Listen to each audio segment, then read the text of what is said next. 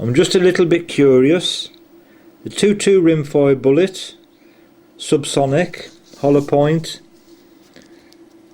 The bullet head travels at about 1080 feet per second and it's 40 grains.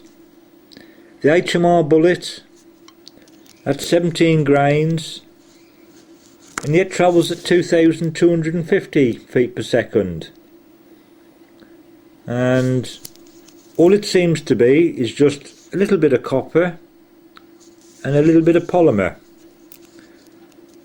I know the HMR is a Western Magnum round case and it's neck down, and it seems to be quite large compared to the 22LR.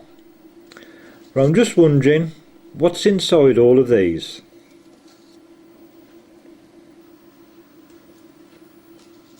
After a little bit of friendly persuasion, managed to get the bullet head out, and quite a bit of powder in the HMR case.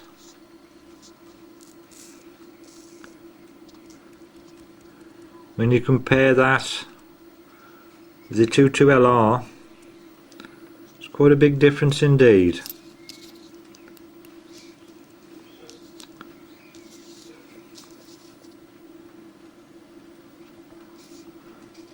Looking at the 22LR bullet, there's a bit of a dimple on the inside,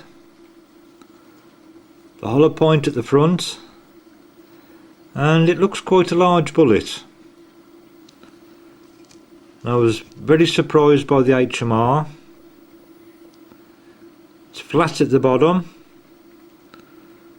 quite a long part of it is inside the case, and when it's pulled it looks quite a sturdy bullet. Quite surprised.